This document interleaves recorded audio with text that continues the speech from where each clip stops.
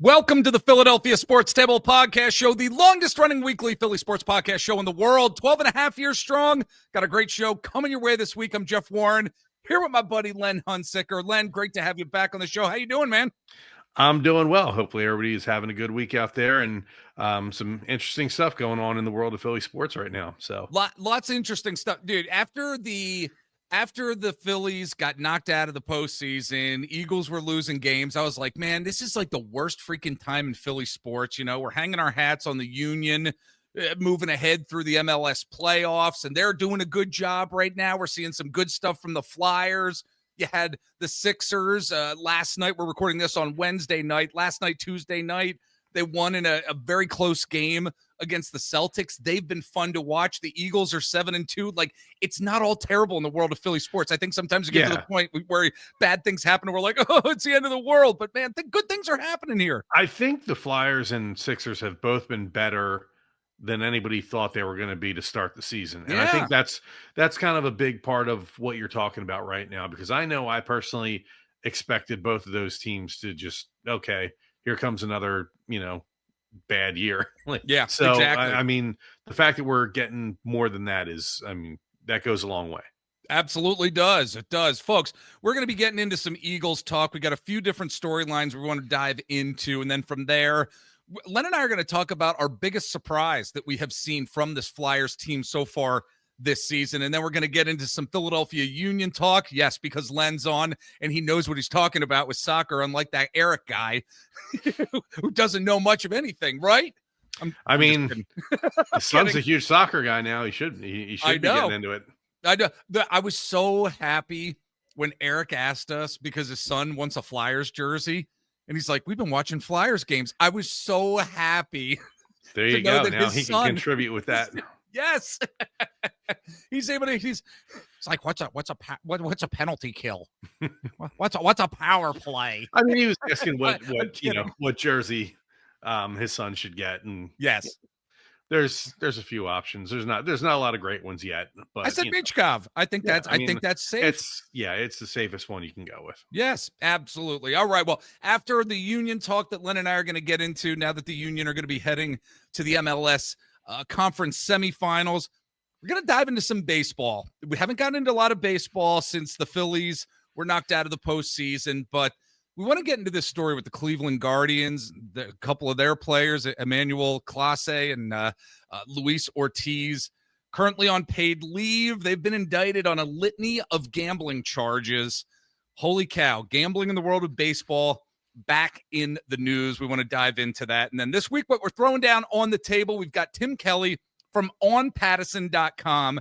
He's going to be joining us to talk about this Phillies offseason, some of the storylines we're going to be following, how this team is going to be constructed for 2026. Got a great discussion coming your way. That's what we're throwing down on the table. So, Len, let's start off with this Philadelphia Eagles team here. Lots of storylines to follow that we want to get into. First and foremost, the team is 7-2. It's amazing sometimes. You look at the way the offense, especially up in Green Bay this past week, how this offense was moving, or I should say not moving necessarily down the field. Mistakes that were continuing to be made, just bizarre play calling. I swear they only have 4 or 5 rushing plays in the playbook, only 4 or 5 passing plays in the playbook. It's like Tecmo Bowl. Yeah, it really is. It is. Yeah, it is. And it's not even a Kevin Patullo problem at this point, in my opinion. It's a Nick Sirianni problem, too. We've seen this time and time again. They just scraped by the Packers. But again, 7-2 in the season. I can't complain about this record. The real question is, might we see a 2023 potential drop-off where I'm getting those vibes right now? And I hate saying that, but we're Philly fans, Philly sports fans, in terms of, we've had the rug pulled out from under us a lot. And yes, they are the reigning Super Bowl champions, amazingly enough. But Len, I'm really concerned about where the offense is at this point. What are your thoughts here? I mean, that's fair. And to be completely transparent, so I did not watch a second of the game. I know, terrible. Well, some of us have to get up at 1 a.m. to go into work. So I know. Those night games right before I have to work aren't going to happen. But so I woke up and I'm, doing my morning routine and I'm checking my phone and I look at the score and I'm like, 10-7. doesn't really feel like I missed a whole hell of a lot there, did I? Freaking snooze fest. Yeah, and even like, broken down by the quarters, like scoreless at the end of the half. So it's just like, oh God, Yeah. kind of not really heartbroken that I missed that one. Right. But yeah, and since we're going to talk about him, I did when I was scrolling through the box score and I saw AJ Brown's numbers, is like, he might have something to say, and we'll talk about that in a bit. But yeah, sure enough, he did.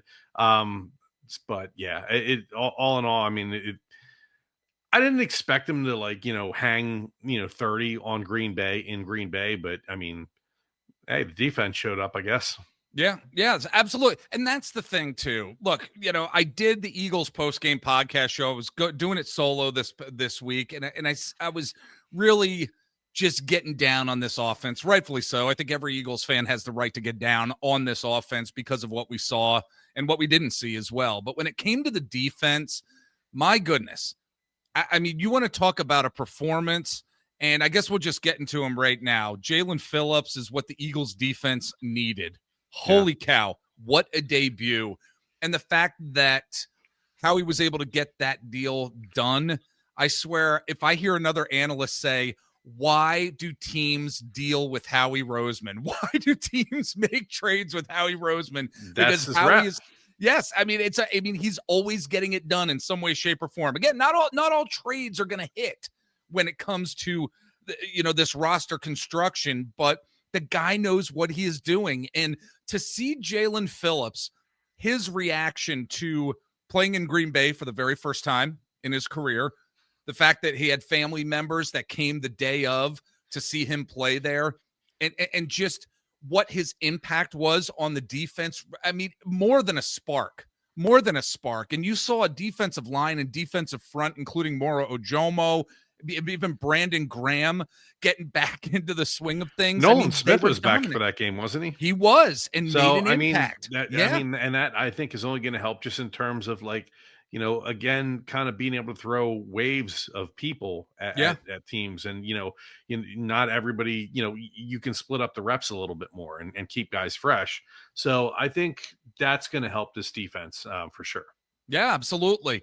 And look, what's not going to help this defense, Len, is the fact that they just made a trade for a cornerback, and that cornerback has said, you know what, I'm going to retire now.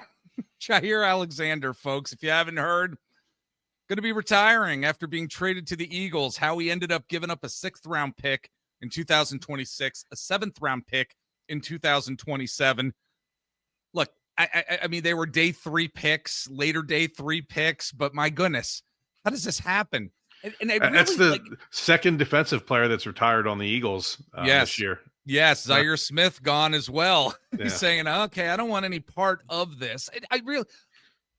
I had a couple things going through my brain, wanted to bounce off of you. The first is I truly wonder, and I don't know what the communication is like with agents and front offices, but I do wonder, because of this situation with the Eagles, if you're going to have more agents and you're going to have more front offices, general managers asking the question, is your client going to be retiring at all anytime soon? Like, I is think that that's going to be a fair. caveat? I think that's totally fair. Or perhaps, maybe something gets baked into those deals where, hey, we're trading you these 2 picks, and guess what?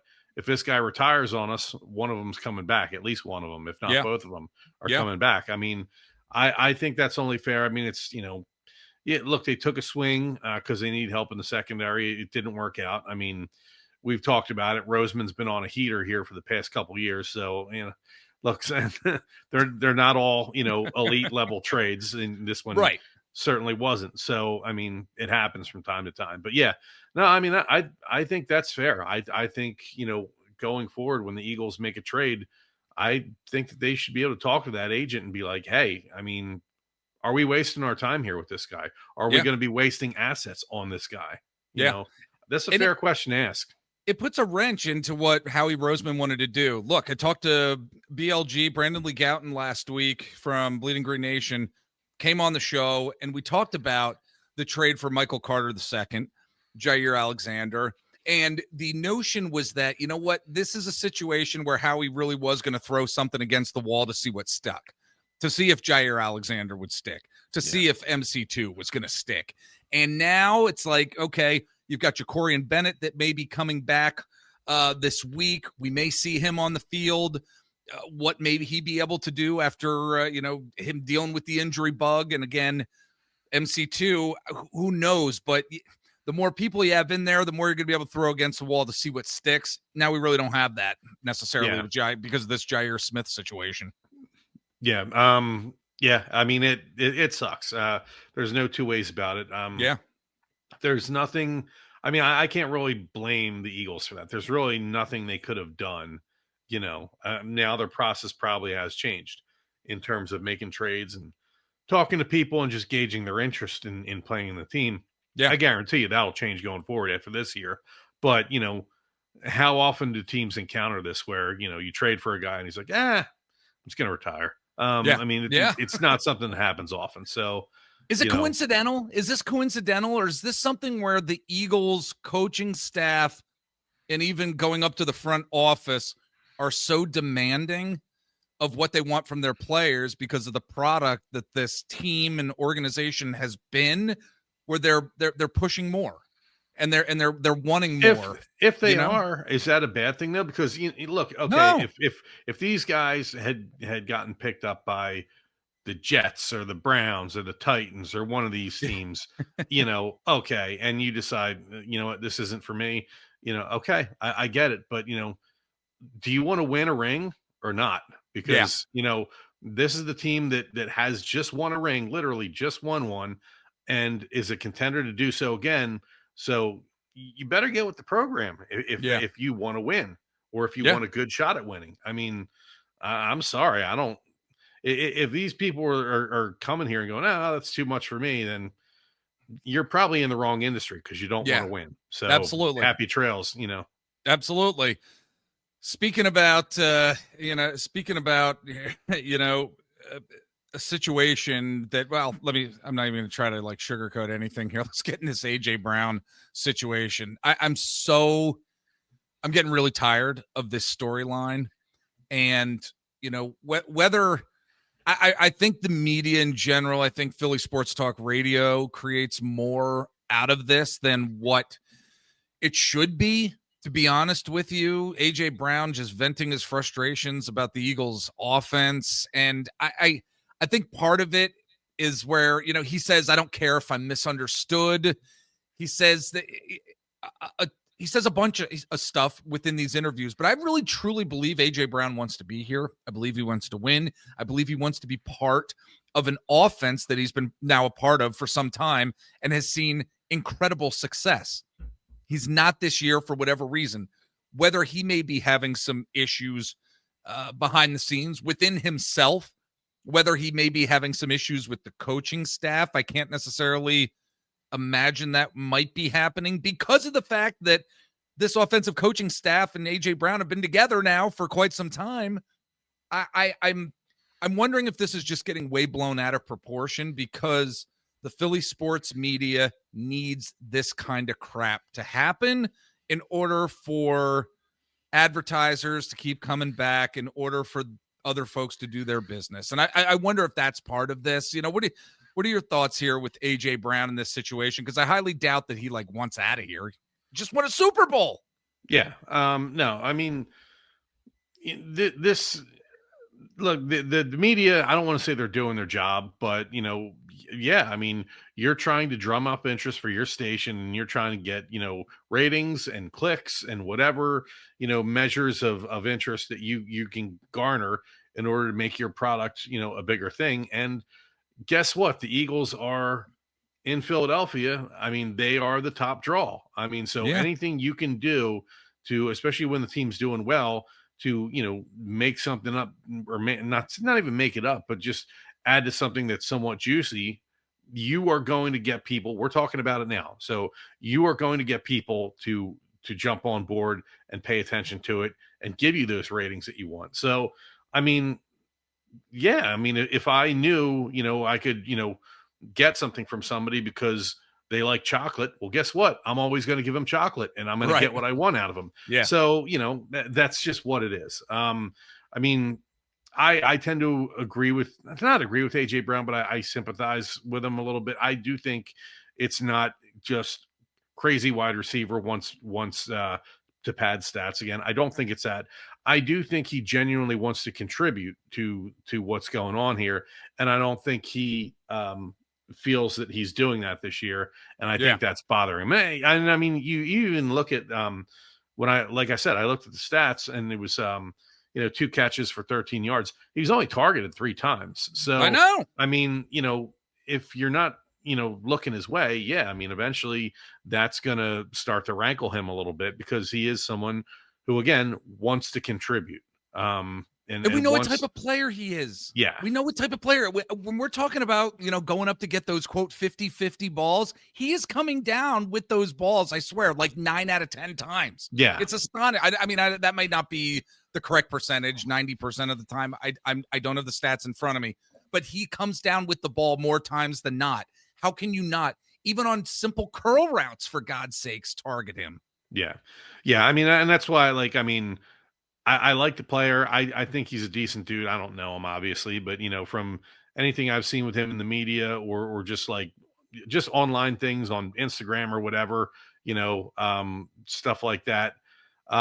He comes across as a decent enough guy. I mean, if we're really doing this thing where are you team ship AJ Brown out of town or not, Ugh. I am definitely not in that camp. I Yeah. would like to see him stay here in Philadelphia. I think he's a good player, and I want him on this team. Yeah, absolutely. Let us know what you're thinking about this Eagles team as we're heading into week 11. Philadelphia Sports Table at gmail.com. We'd love to read your email here on the show and respond to it. Get into A.J. Brown if you want. Jaelan Phillips, the impact that he has had on this team. Let us know what you're thinking out there. All right, let's now move on to the Philadelphia Flyers. Len and I are both going to talk about our biggest surprises thus far of this Flyers season. Buddy, I'm going to let you start. What is your biggest surprise so far? I mean, there's a lot of surprises on this team, to be honest. We could have a list here, but like for you, what is your biggest surprise so far? There are, and I know what yours is, and we're going to talk about two different sides of the same coin here. And part of that is the fact that for years now with this Flyers team, as they've kind of gone through this patch of not being good at all. I mean, special teams has been awful. Whether you're talking about the power play, whether you're talking about the penalty kill, whatever it may be, the Flyers have pretty consistently been down there, in the dumps with their special teams. So my big surprise is right now that the Philadelphia Flyers are 4th in the NHL in penalty kill percentage at 88.2%. And adding to that impressive total, they're 2nd in the league in penalty minutes behind only the Calgary Flames. So it's not like, oh, they don't take any penalties and therefore, it's an inflated total because, they're never on the penalty kill. They're on the penalty kill a lot, like the second most in the league. So, I mean, the fact that their percentage is that good, I mean, they're really, to take a Mark Zumoff phrase from the Sixers, locking all doors and windows when it comes to the penalty kill. Yes. They're doing a fantastic job, and that extends just defensively as a team. For a team that was looking for defensive help so much, coming into the season, goals against, they're 5th in the league, 2.60 goals against a game.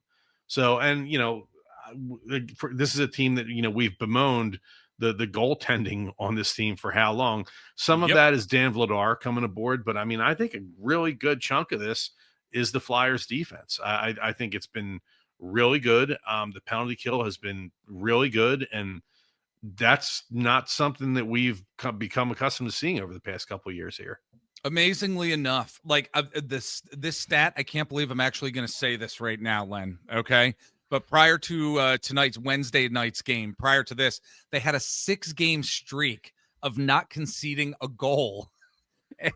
that is incredible. Yeah. For this team. I mean, when have you ever heard of that? Like in the past decade at this point. Yeah. It's really incredible. Yeah, they've been more than what I could have possibly expected for Yeah, sure. absolutely. All right. I love that. Definitely one of the most surprising aspects of this Flyers team. A lot of people would say maybe Trevor Zegras and what he has done thus far, maybe Dan Vladar, as you mentioned, in front of the net. But for me, I mean, I got to go to the potency of what this power play actually is.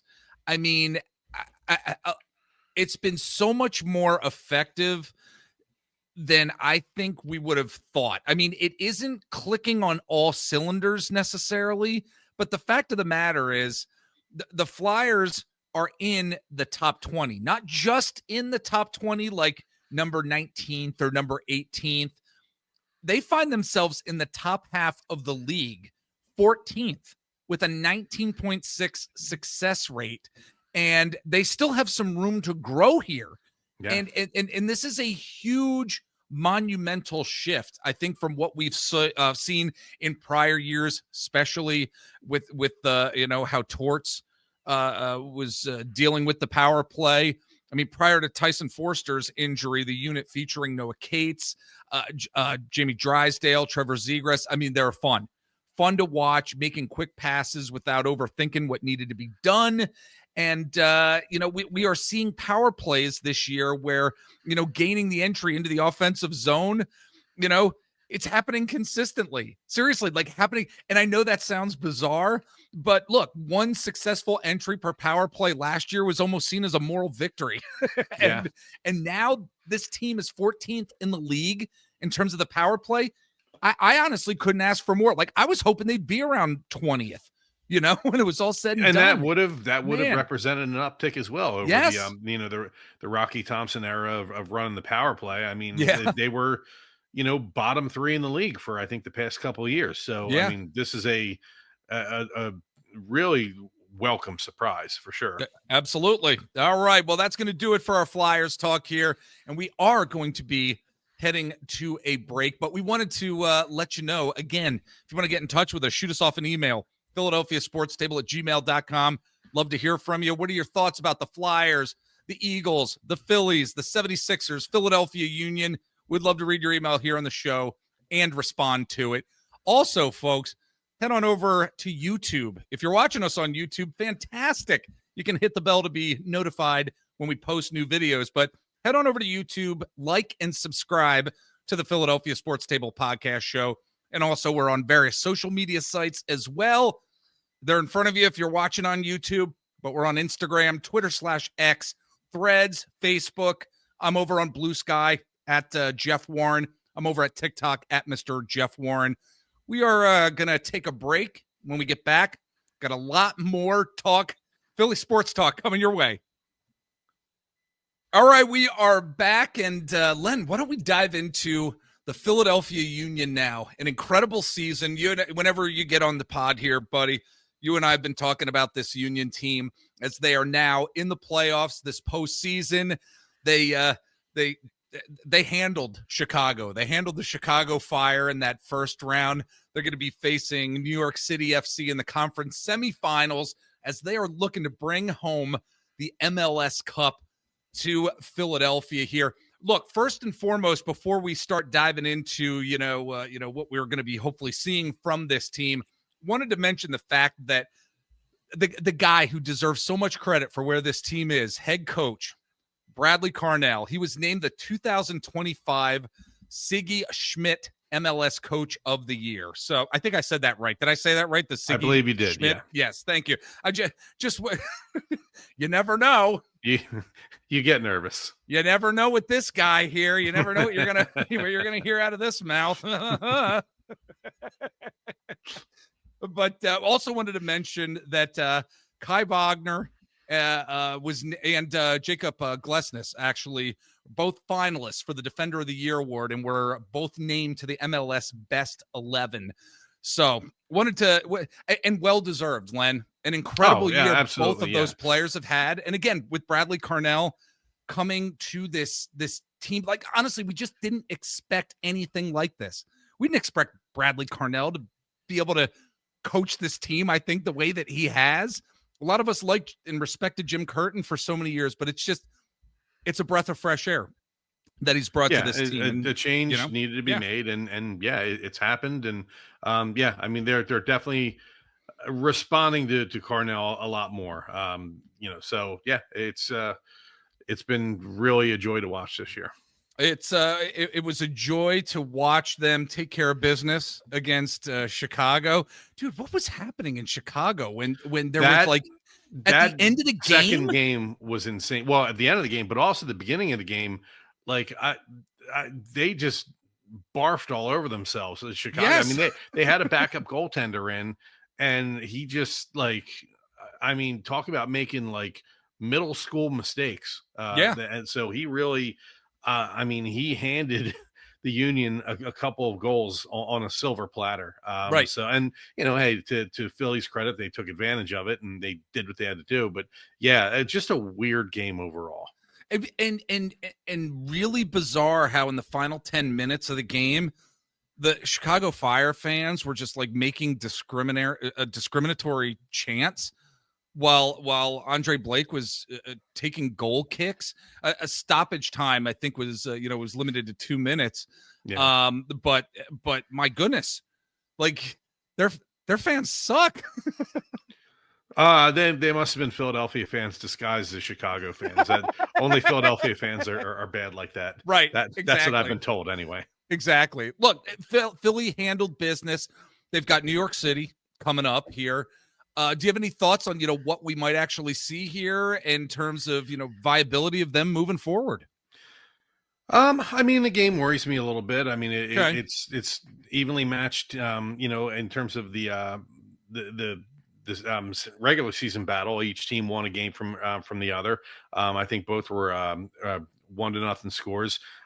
You look at at NYCFC with Alonso Martinez as their kind of big goal scoring threat. One more goal than Ty Baribo on the year, 17-16. Yeah. Maxi Morales is a really good midfielder for them. So, I mean, I expect the Union to win. Let's put it that way. They're the number one seed. They've been the best team in the league all year long. Defensively, like you said, they've got 2 of the 3 finalists for Defender of the Year. They have Andre Blake, who's been a great goaltender forever and ever and ever. Amen.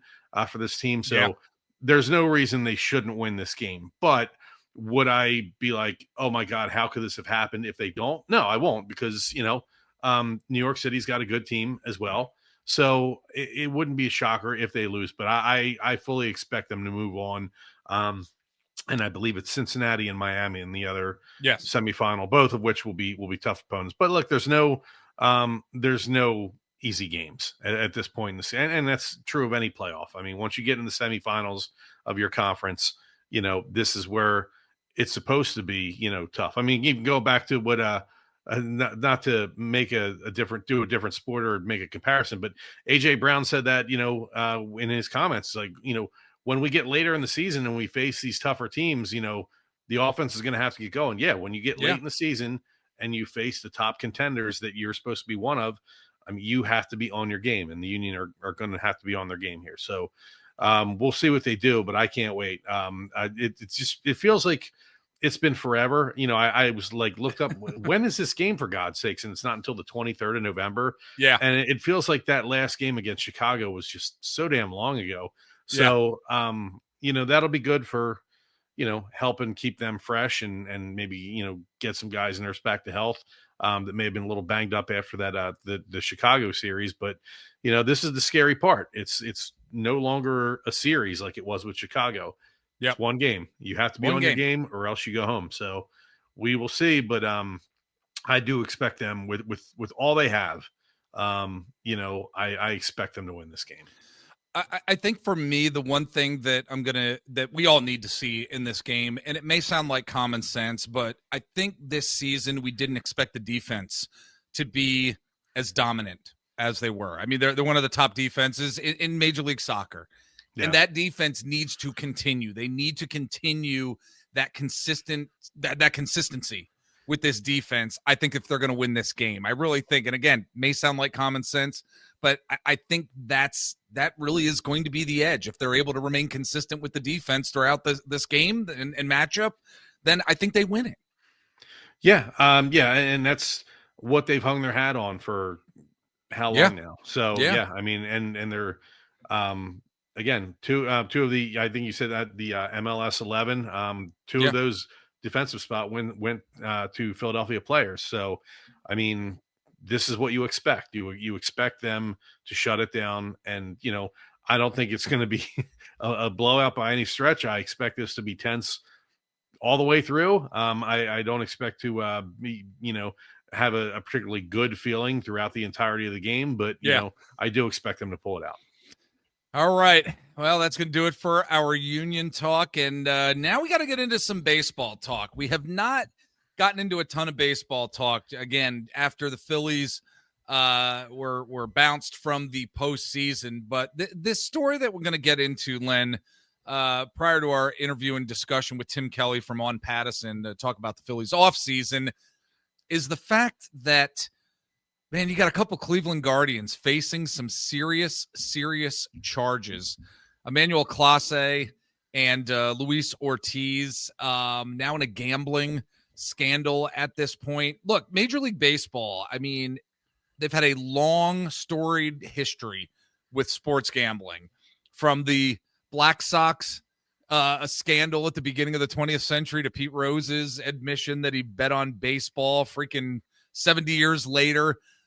Major League Baseball is now the latest American professional league to be linked with a federal investigation concerning a relatively recent wave of legalization in sports gambling.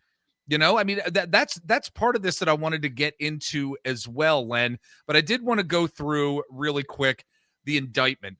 This indictment alleges that these two players wagered on the speed and the type of pitches thrown by Emmanuel Clase and later Ortiz as well, based on information they knew in advance by coordinating with Clase, sometimes even during MLB games.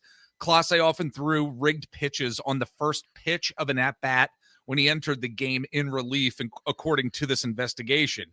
So to ensure that certain pitches were called as balls, Clase threw sliders rather than fastballs or cutters, with many of them ending up in the dirt and well outside the strike zone.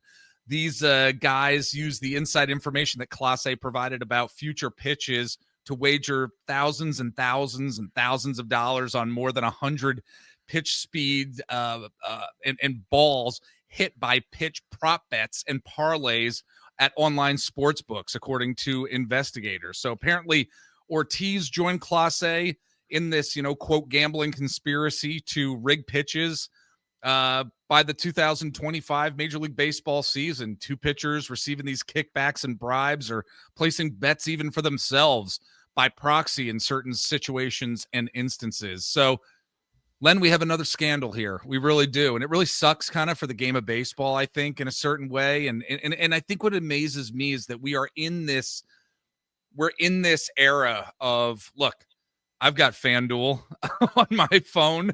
I believe you've got FanDuel. Eric's got FanDuel. Yeah. Our buddies, we've all got it. And we're not, we've got jobs, but we're not doing thousands and thousands of dollars of betting.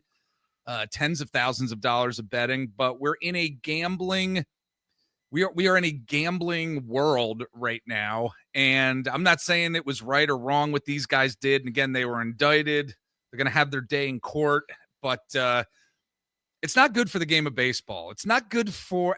There's this hypocritical thing that's also going on here, where you go to a game and you're seeing all of this advertisement for DraftKings, FanDuel, BetMGM, all this stuff. It's all around us all the time. But these players, no, we're not going to do that. And I do understand. I get that for sure.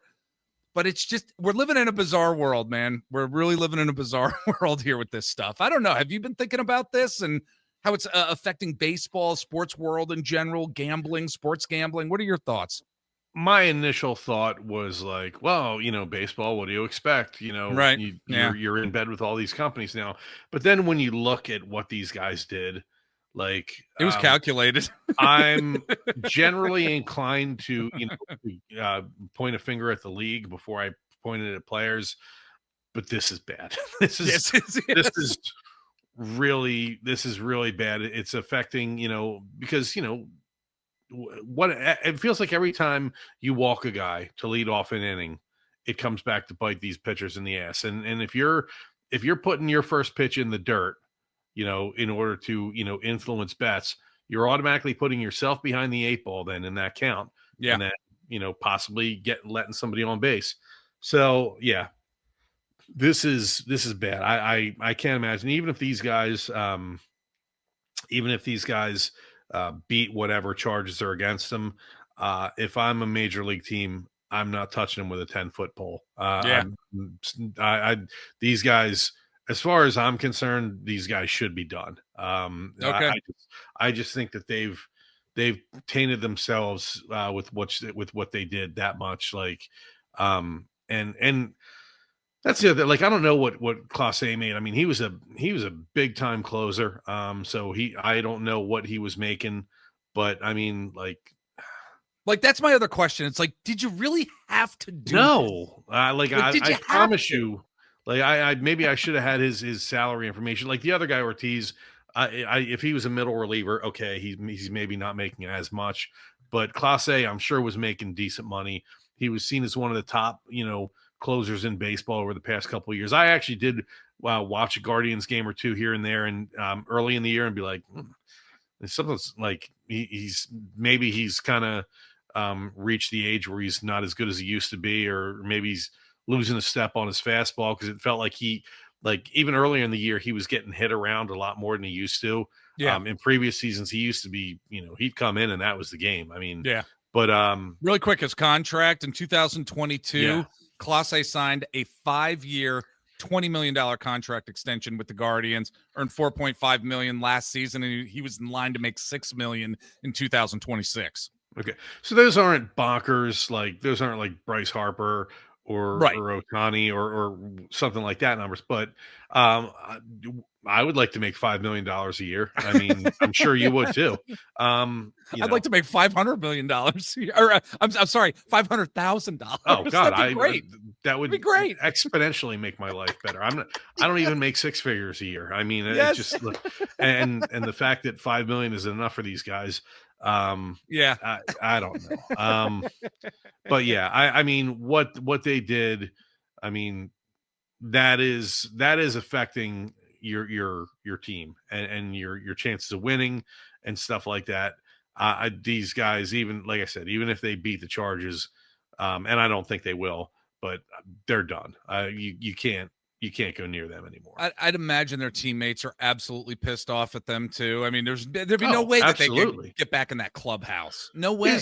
Cleveland's a team. I mean, they were a playoff team this year. I believe they were a playoff team last year. I mean, they're a team. They're one of those teams that you tend to root for in October because they don't have a huge payroll, and they still, like the Brewers, they just seem to make it every year despite not having the resources of some of these larger clubs.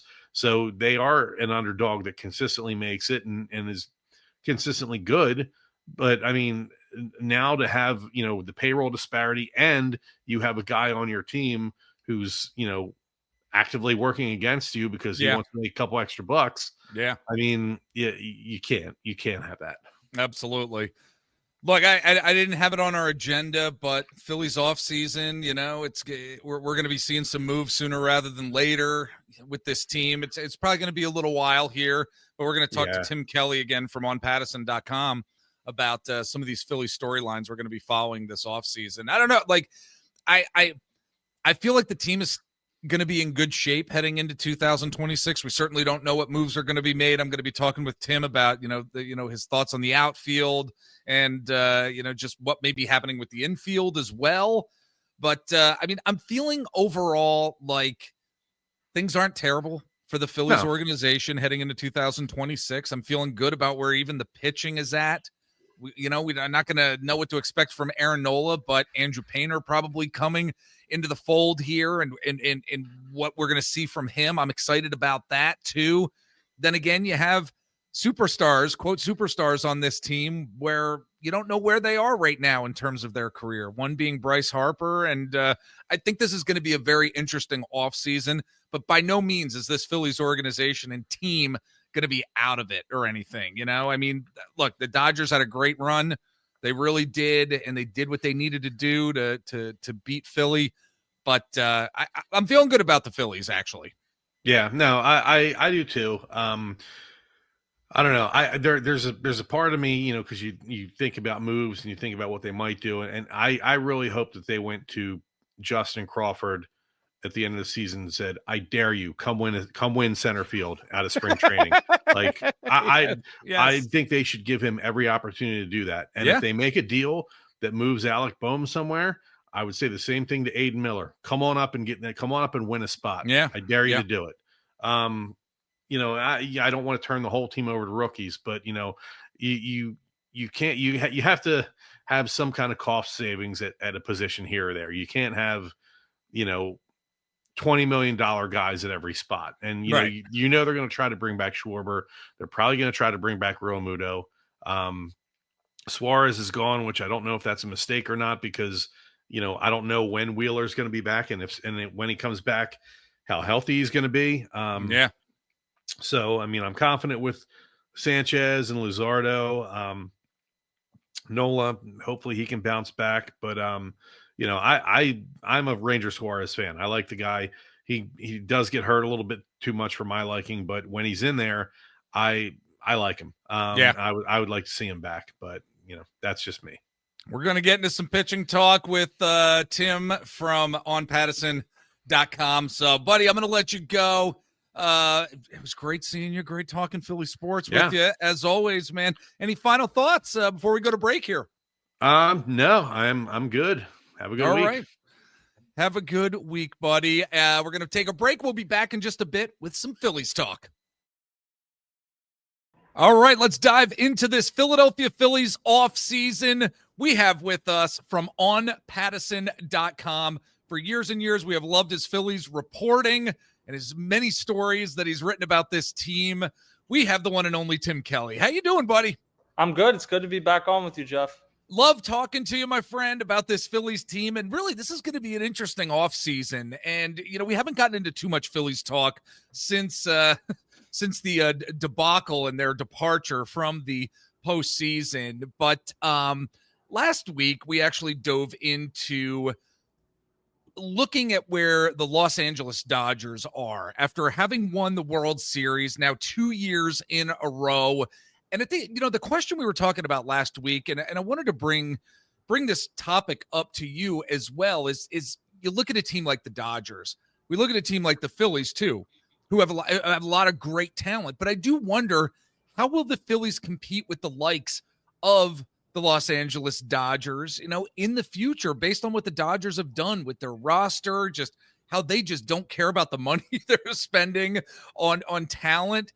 I guess from a more macro perspective, as we're starting our discussion here, Tim, how do you see the Phillies really competing again here in 2026, again, with a team like the Dodgers and even other top teams in the National League? What are your thoughts here? Well, the Dodgers are definitely, for the foreseeable future, going to be the favorites every single year. But I would say Phillies won more games during the regular season. The only non-competitive game during the series was the game that the Phillies won.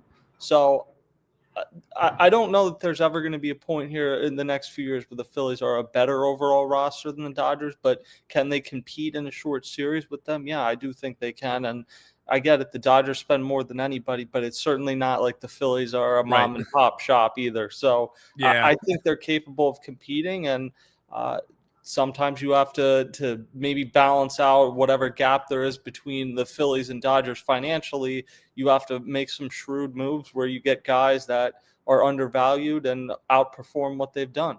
Do you think it's just a mental thing once this team gets into the postseason these past couple of years where they just, I don't want to use the word collapse, because there's been certain moments they haven't necessarily collapsed, but again, past two seasons just haven't been able to get to that next echelon, yet other teams have been able to do it. Is it a mental strength type of thing that's going on here with this team? What are your thoughts? I don't know if it's mental strength, but it probably isn't fun to enter the postseason knowing that anything short of a parade, you're going to be viewed as a loser.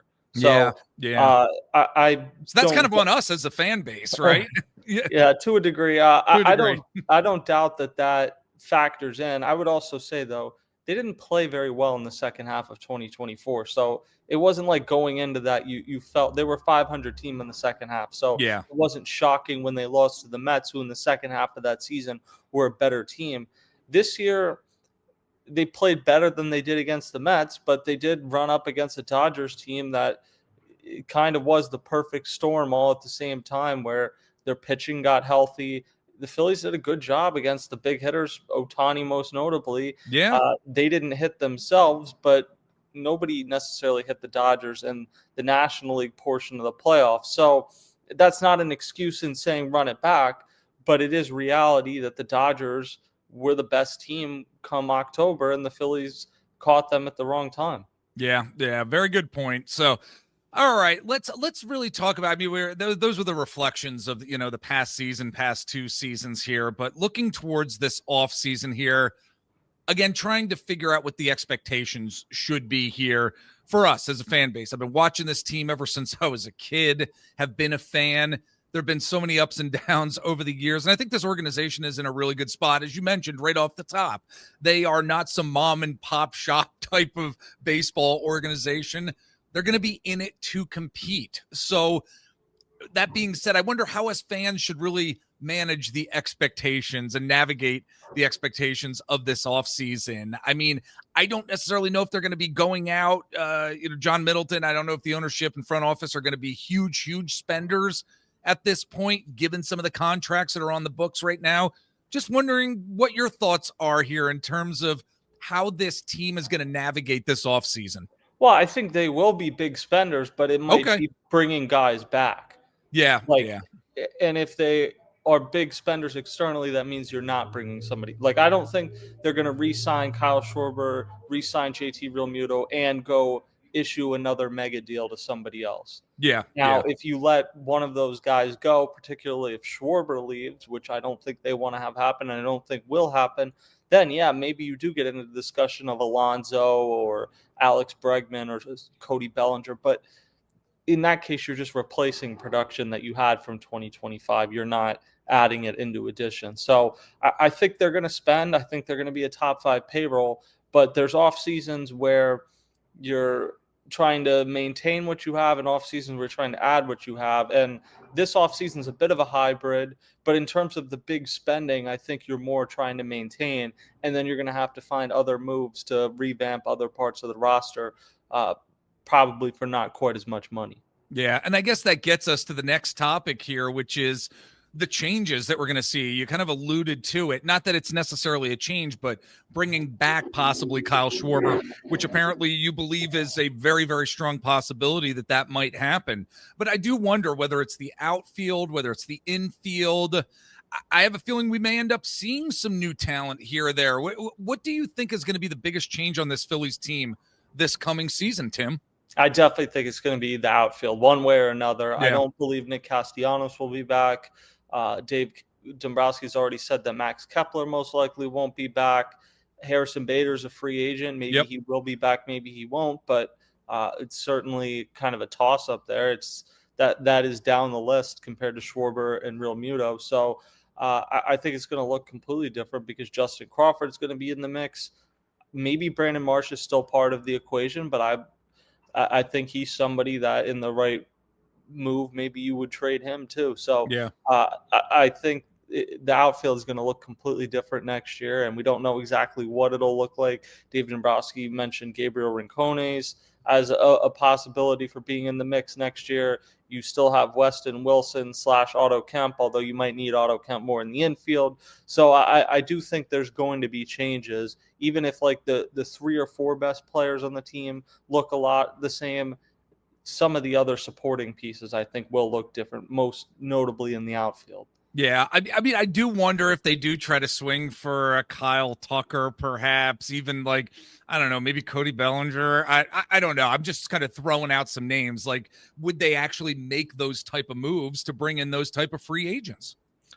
I would be surprised on Kyle Tucker. Who knows with Cody Bellinger? He doesn't have a qualifying offer attached to him, so that's interesting. I would still think if you're bringing back Schwarber and Realmuto, I would be surprised if they made Okay. another like mega signing. But Yeah. maybe that's an argument for considering alternative paths forward this offseason. It's going to be interesting for sure. Again, folks, we are talking to Tim Kelly from onpattison.com. Head on over there. They've got great content in the world of Philly sports. Tim, let everybody know where they can find you if they want to connect with you on the socials out there. Yeah, it's at Tim Kelly Sports on any and every social platform you can think of. All right. We're going to take a break, and when we get back, we got a lot more Phillies offseason talk coming your way. All right, we're back with our good buddy Tim Kelly from onpattison.com. Check out everything they have going on over there. I really want to talk about this next guy because of where he is in his career, not only with the Phillies, but as a Major League Baseball player, because over time you see certain players who have been in this league for a while, productivity goes up and down. The injury bug may be hitting them every now and again, and I'm specifically talking about somebody who I have come to love so much, and so many people in Philadelphia have come to love, and that's Bryce Harper. He's seen his share of injuries over these past few years here. This 2025 season, Tim, it was a, quote, down year for him. He received some criticism from certain sectors of the fan base for his performance this year, and how he didn't, quote, show up at times throughout the season. I'm not necessarily sure that was a fair assessment by some folks in the fan base. Again, I absolutely love what Bryce Harper is and what he's done in terms of wearing that Phillies uniform. But I do wonder, where do you see Bryce Harper's career at this point and what he's going to mean for this team and this roster heading into 2026? What are your thoughts here?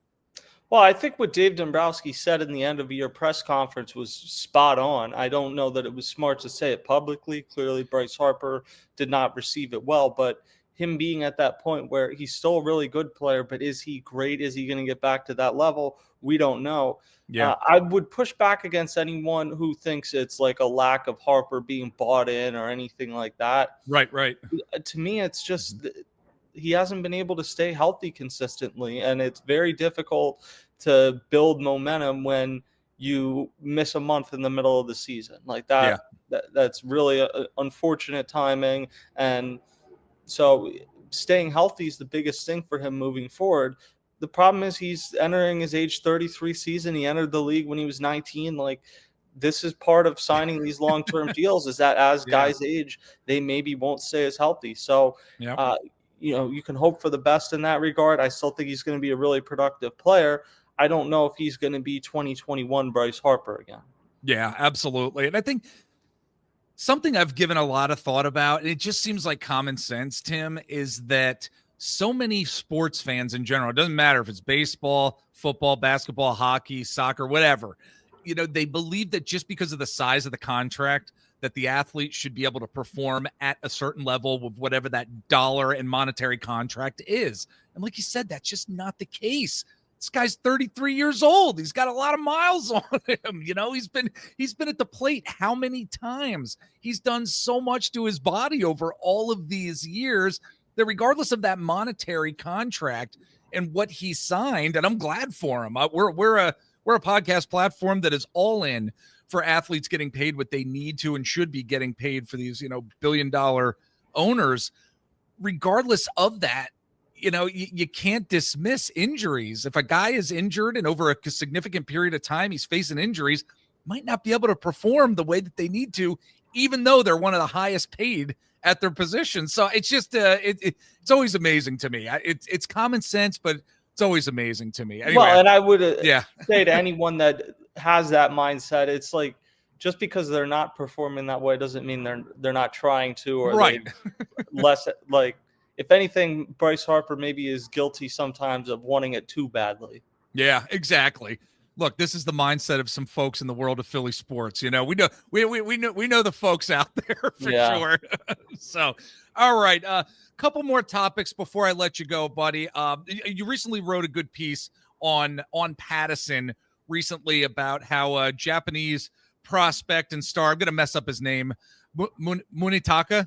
Did I get that right? Munitaka? I believe so, yeah. Murakami. Yeah. He could be a place he could land potentially in Philly as the Phillies are gauging and maybe entering the Japanese market here a little bit more. I'm wondering, again, you wrote an interesting piece about it. Folks, head on over to On Pattison to check out this piece that Tim wrote. How could this happen? And what might Murakami's presence on the Phillies actually look like? Well, I think the Phillies need to at least meet with pretty much every major Japanese or South Korean star that gets posted at this point, because they need to break into that market. Now, there's some red flags with Murakami, like he's a third baseman. It seems more likely he's going to be a first baseman or DH in Major League Baseball, which would mean if Kyle Schwarber's back, I'd be surprised. They could put him at third base if they move on from Alec Bohm, but it seems more likely him as a possible replacement if Schwarber leaves. And I don't even know that he'd be the most likely. He probably wouldn't when you have Pete Alonso, Alex Bregman, some of these other guys available, and you're a win-now team.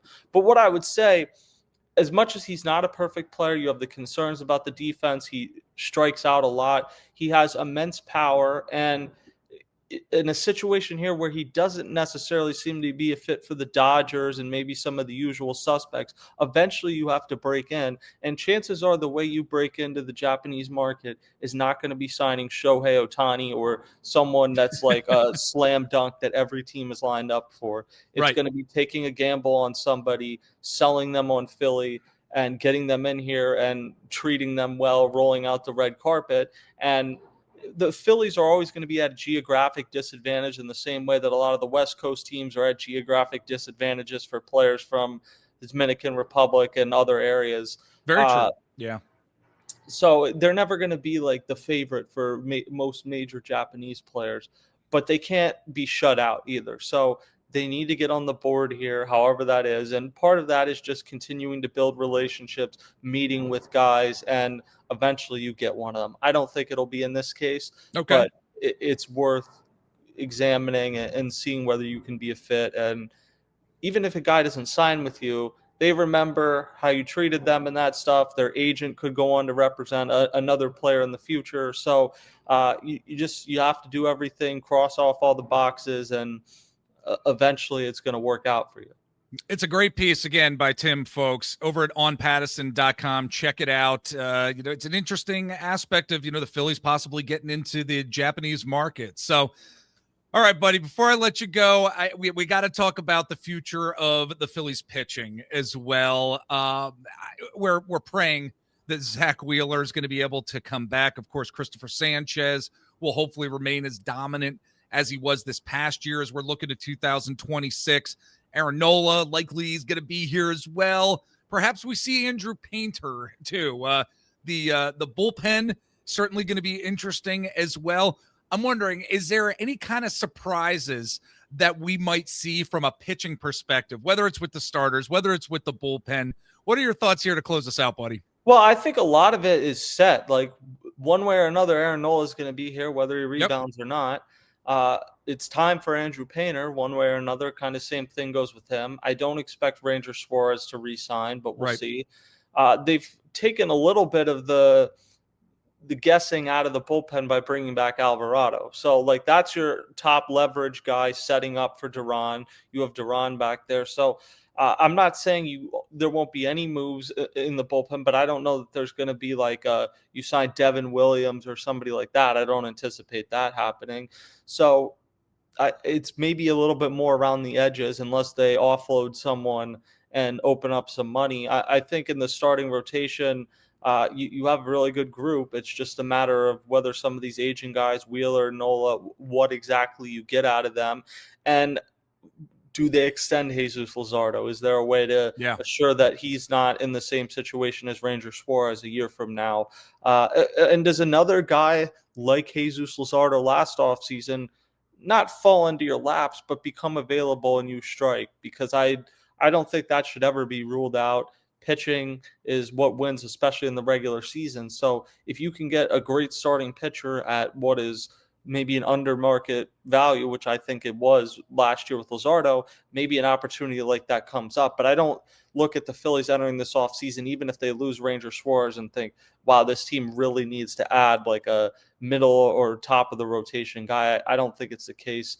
Andrew Painter is going to come in here, and if he's what they expect, like that helps to offset the loss of Ranger Suarez. Yeah, it's going to be exciting to see Andrew Painter, really. I cannot wait. I mean, spring training can't get here soon enough. All right, folks. He's Tim Kelly again from onpattison.com. Always great talking with you, buddy. Really appreciate you taking the time to talk Phillies with us here. Come back on down the road. I'd love to have you back on the show, my friend. All right, sounds good.